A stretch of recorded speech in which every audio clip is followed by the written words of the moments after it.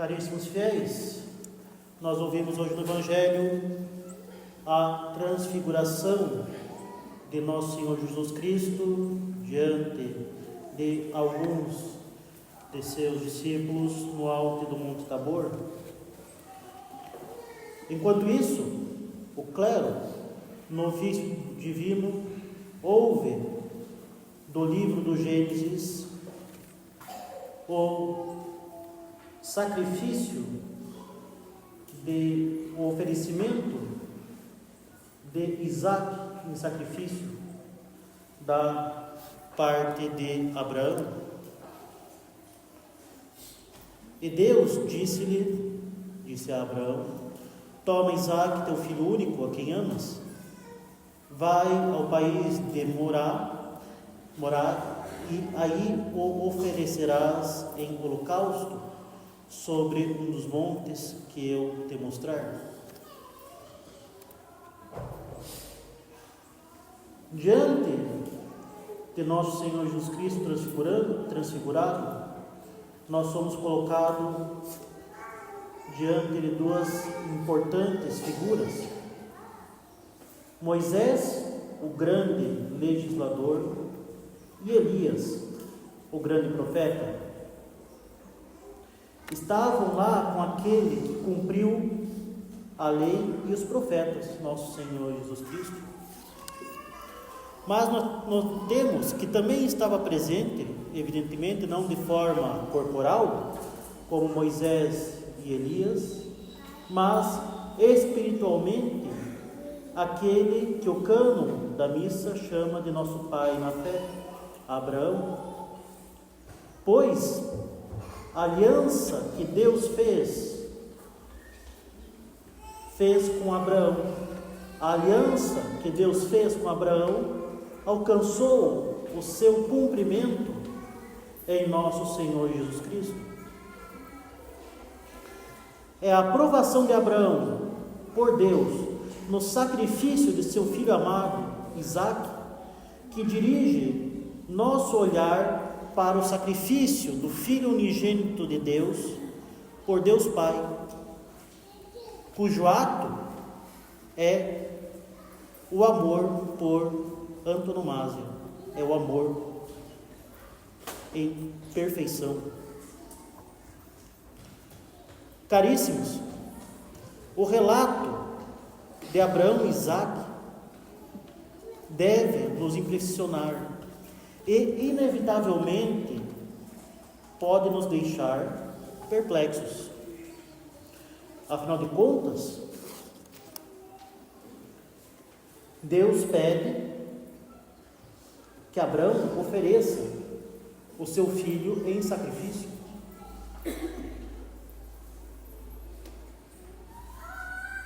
Trata-se do pedido de um sacrifício humano, e não de qualquer sacrifício humano, mas do sacrifício do próprio filho. Diante desse pedido, nós já corremos para o final da história. O anjo impedindo que Abraão cumpra esse sacrifício. E imediatamente nós já pensamos: olha, era uma brincadeira, olha, não foi até o fim, não levou a cabo.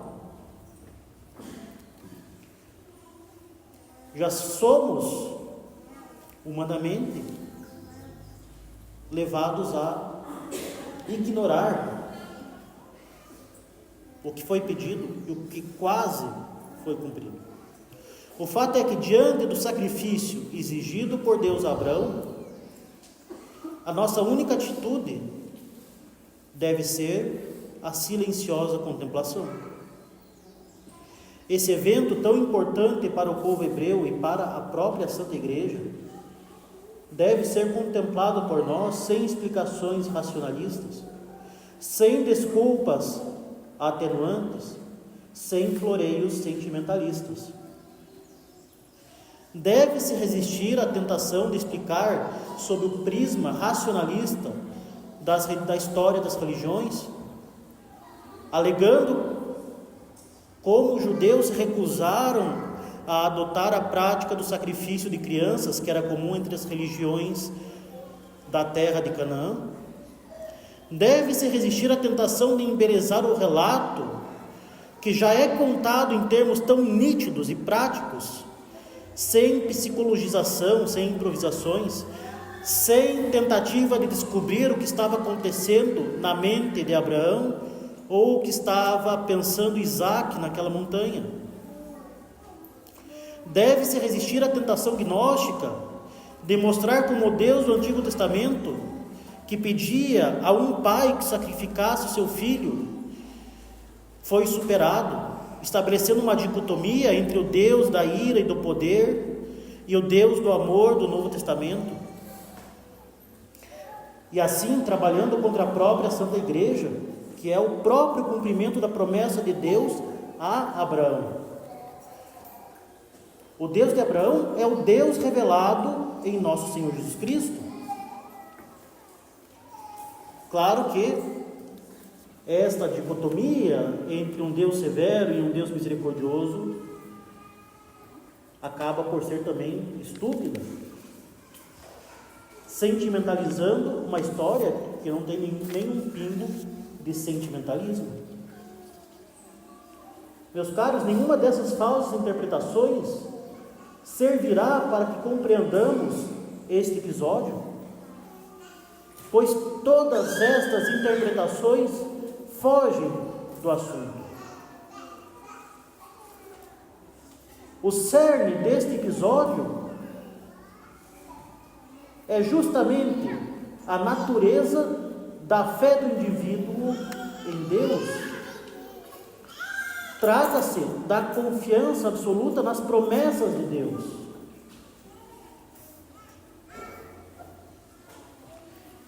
E é este um importante ponto a ser considerado por nós nesta quaresma.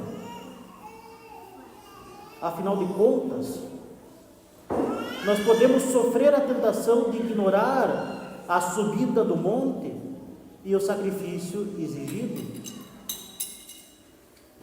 para ver o sacrifício exigido somente como um teste, como uma prova, que pode ser esquecida para aproveitar a vida depois em paz.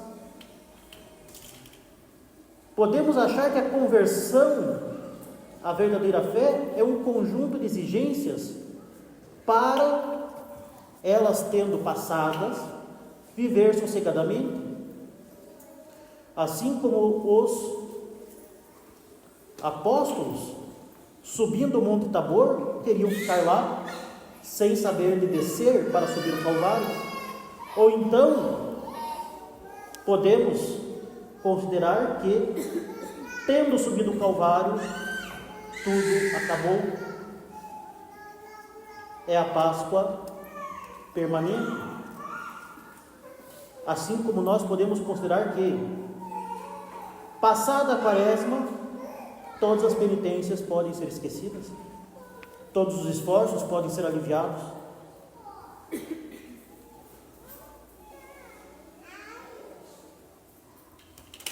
Mudamos de vida, conhecemos a verdadeira fé, temos uma vida de oração e pronto, estamos sossegados.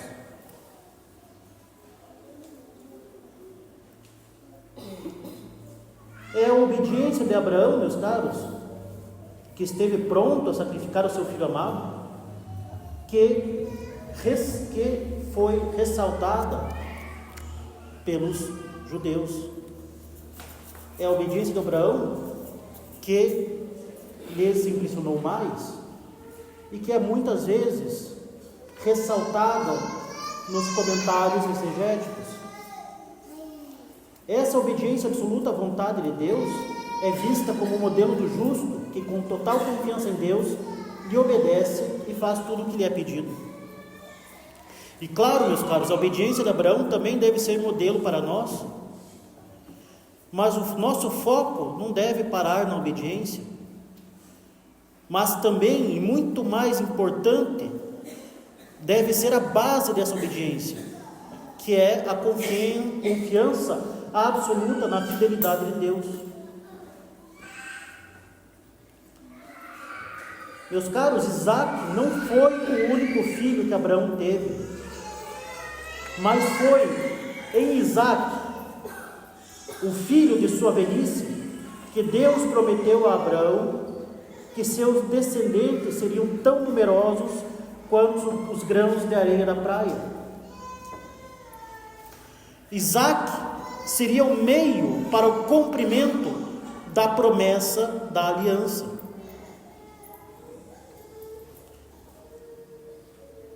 É Isaque que foi escolhido por Deus para que se multiplicassem as bênçãos para a descendência de Abraão. E eis que Deus exige que Abraão mate Isaque em sacrifício. É isso que Deus exige. Sem floreios, sem psicologizações, sem atenuações. Deus exige que Abraão mate Isaque. E é justamente nesse ponto que nós devemos nos afastar da maior tentação de racionalizar, naturalizar ou sentimentalizar o pedido de Deus e a prontidão de Abraão. Nós podemos nos colocar nós mesmos, conversando com Abraão, naquele instante. O que nós diríamos para ele? Olha, Abraão, o que você está prestes a fazer é matar, e matar o seu próprio filho. Mas Abraão não nos diria nada, como ele não disse nada a Deus. Como ele não disse nada a Isaque, senão Deus proverá. Nós poderíamos continuar e façam um esforço de ver como essas desculpas fazem muito sentido. Nós poderíamos dizer a Abraão: olha, não vá se fazer de herói, não vá imitar um Agamenon que sacrificou sua filha pelo bem do seu país. Isso não faz sentido, isso é absurdo e acima de tudo é imoral. É um ato imoral que vai contra a lei de Deus, matar alguém. Olha, Abraão, erguer essa faca seria cometer pecado mortal. Caia na real, como que Deus iria pedir isso para você? Deus é o Deus da misericórdia, Ele não iria pedir algo como isso? Como que você poderia acreditar que isso que Ele quer que você faça? Claro que poderíamos até utilizar de uma linguagem um tanto quanto moderna. Veja, Deus é o Deus do diálogo. Deus quer que você seja feliz, Ele não iria pedir isso para você. Ou poderíamos adotar uma abordagem mais racionalista. Já tentou conversar com um psiquiatra? Talvez você esteja ouvindo vozes. Nunca se ouviu dizer que Deus tenha pedido isso a alguém? Mas Abraão não diz nada, ele se mantém calado. E claro que nem responderia a nós, a essas hipotéticas objeções, que seriam identificadas por ele como provenientes do mau espírito. Afinal, não há diálogo com a falsidade, não há diálogo com a subordinação da fé à subjetividade do indivíduo. E é precisamente isso, meus caros, que está em jogo na dificuldade de aceitar o episódio tal qual ele é, tendo como centro a fidelidade de Deus e a fé do indivíduo nas promessas de Deus. Quando Deus pede a Abraão que sacrifique seu filho, Abraão não duvida nem por um instante da fidelidade de Deus. Ouçamos a dureza das palavras do livro da sabedoria. A sabedoria reconheceu o justo e conservou-o irrepreensível diante de Deus, e manteve-o forte, apesar da ternura por seu filho.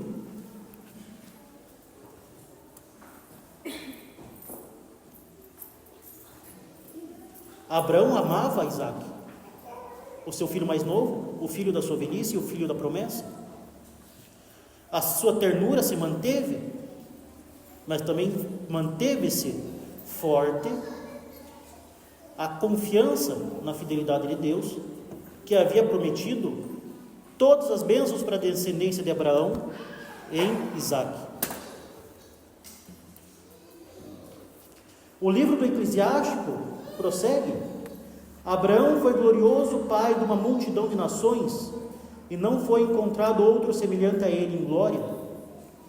Guardou a lei do excelso, e com ele entrou na aliança. Ele guardou a lei, ele guardou a vontade de Deus, ele cumpriu aquilo que Deus pediu ao pé da letra.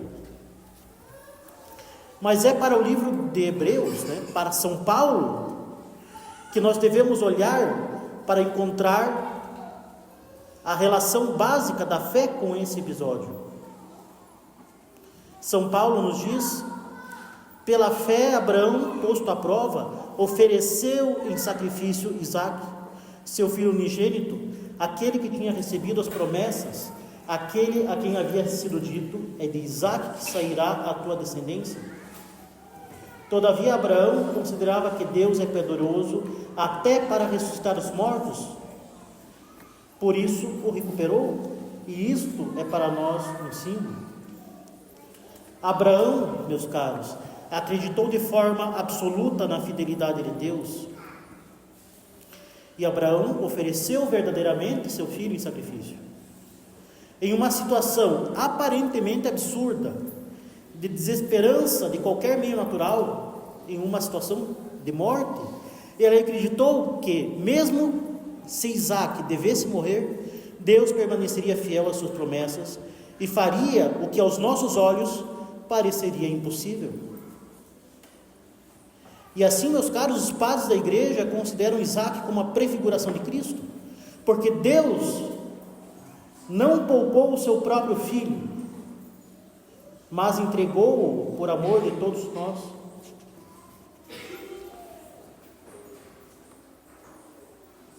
Neste episódio de Abraão e de Isaque, nós estamos diante do próprio mistério da redenção, do mistério da cruz, do mistério da fidelidade de Deus, mesmo na hora mais sombria da morte de seu filho unigênito.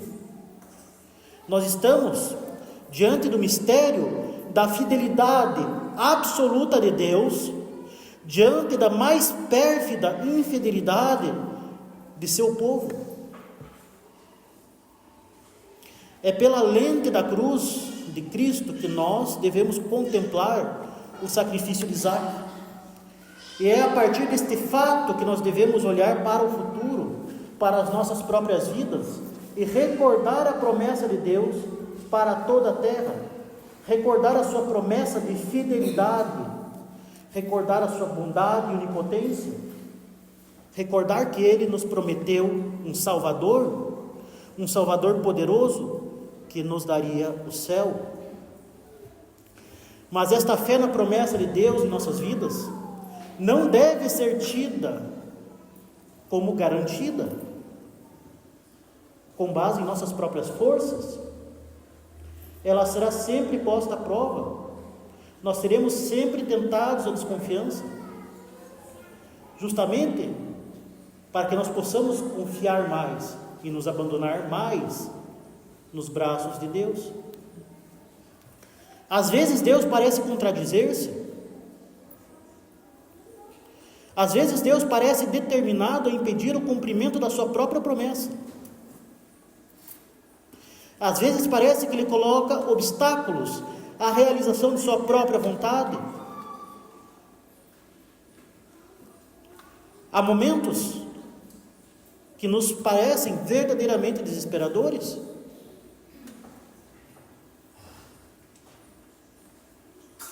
Há momentos em nossas vidas, e todos nós podemos pensar em situações que enfrentamos agora.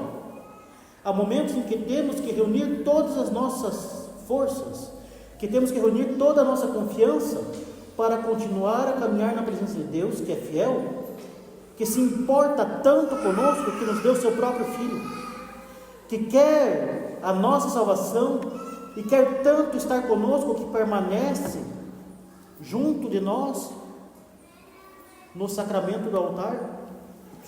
Temos que reunir toda a nossa confiança, toda a nossa força para continuar a caminhar na presença de Deus, mesmo quando Ele parece não estar presente.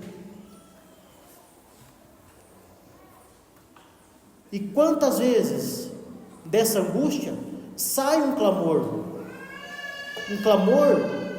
angustiado, mas que não é o clamor de uma falta de fé, mas o princípio de uma maior confiança no Pai que nos ama, que é uma pessoa real, a quem podemos recorrer verdadeiramente, e que não é um mero conceito abstrato que nós lemos no catecismo ou nos livros de espiritualidade. É justamente nessas provações em que nós sentimos no nosso mais íntimo a fraqueza de nossas forças, que nós somos libertados da escravidão de nossa natureza corrompida pelo pecado, para sermos livres para a vida da graça, abandonando-nos nos braços de Deus, recorrendo verdadeiramente à graça e não a garantias humanas. Quanto à conclusão do fato, nós poderíamos ainda nos enganar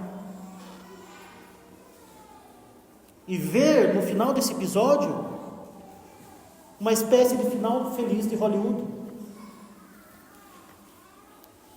Ao ver o anjo impedindo o sacrifício de ser cumprido, nós poderíamos pensar: Deus apenas brincou com Abraão, mas não quis dizer nada do que ele de fato disse. Deus só estava testando Abraão.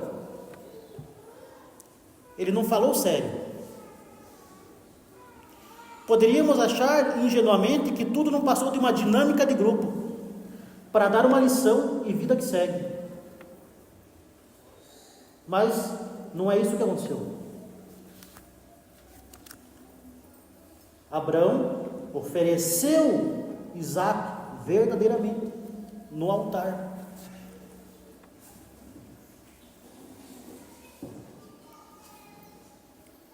E Isaque foi devolvido a Abraão, mas foi devolvido a ele por Deus no estado transfigurado de alguém que foi de fato sacrificado. Abraão entregou verdadeiramente o seu filho inteiramente, plenamente a Deus. A partir daquele momento, Isaque já não era mais o filho amado de Abraão, fonte de sua felicidade terrena.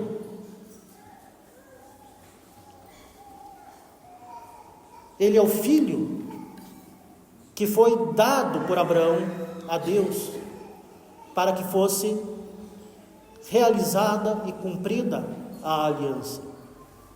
Pelo ato de fé de Abraão, Isaque se tornou o grande sinal do amor de Deus, fonte de suas graças para o povo eleito e prefiguração da salvação. E é isto que os apóstolos não entenderam direito no alto do Monte Tabor, quando ocorreu a transfiguração. Eles estavam preocupados na sua felicidade terrena. Estavam preocupados somente que eles iriam receber uma recompensa sensacional, a presença de Deus com eles. Pedro, inclusive, começa a bater papo. Assim como nós somos tentados a racionalizar a sentimentalizar ou a amenizar o sacrifício pedido a Abraão, Pedro também tentava reduzir a contemplação da glória de Deus na transfiguração a uma espécie de churrasco de fim de ano da firma. É como se ele dissesse: olha pessoal, como nós estamos bem aqui, vamos construir algumas barracas, uma para Elias, uma para Moisés e outra para nosso Senhor, e vamos ficar por aqui mesmo, porque é muito bom estar aqui. São Pedro não entendeu ainda, como Abraão havia entendido, que Deus é fiel às suas promessas no silêncio confiante da nossa alma. No silêncio confiante da nossa alma, libertada de qualquer perspectiva mundana. Deus é fiel. Sim, Deus é fiel às suas promessas. Mas Ele não é fiel como se nos fosse entregar uma prenda que nós ganhamos na festa junina, ou a prenda de um bingo, ou o prêmio da Mega Sena. Os discípulos não reconheceram a glória do Tabor pelo que ela realmente era: o perfeito cumprimento da vontade do Pai, o prelúdio do sacrifício redentor.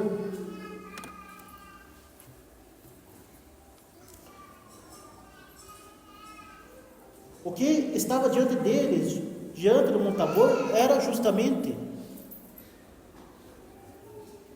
Deus sendo fiel no cumprimento da sua vontade, que é justamente a redenção. O que havia lá era o prelúdio do sacrifício redentor.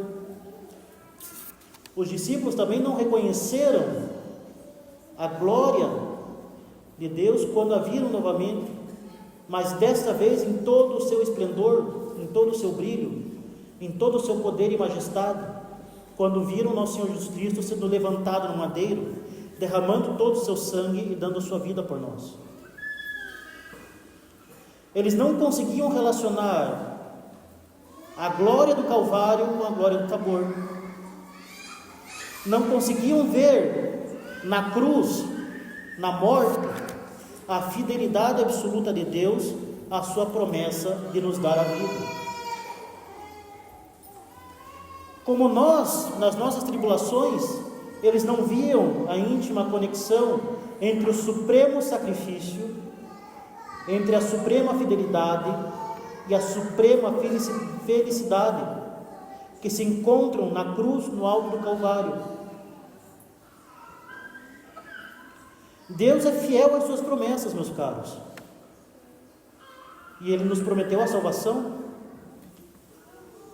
Deus é fiel, mas acaso nós cremos verdadeiramente na sua fidelidade? Acaso nós queremos as promessas de Deus como se fosse um título de investimento que possa ser resgatado a qualquer instante?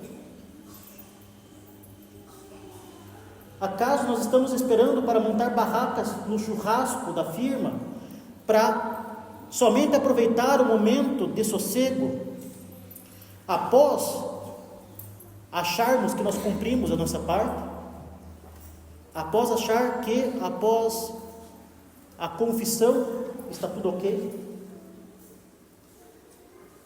achando que basta nos contentarmos com o mínimo para que nós possamos retirar o nosso prêmio? Acaso achamos que a confissão, a penitência, a quaresma são meras formalidades?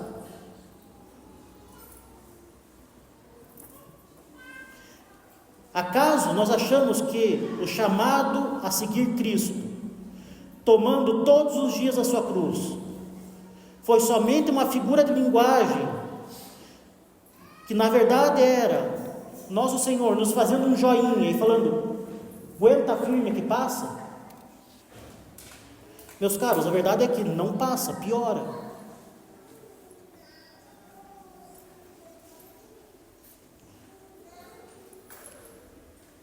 nós vamos continuar subindo o Calvário. Deus é fiel, sua fidelidade está de fato ao nosso alcance, mas precisamos nos despojar de todo o grilhão do pecado, de todo apego ao mundo. Como Abraão, meus caros, nós devemos buscar uma confiança total e sobrenatural, mesmo na maior desolação, que é aí que nós teremos a suprema alegria da fidelidade de Deus, despojando-nos inteiramente do velho homem, para, em total liberdade, nos revestirmos da graça e, portanto, do novo homem criado à imagem de nosso Senhor Jesus Cristo. Lembremos-nos sempre dessa verdade.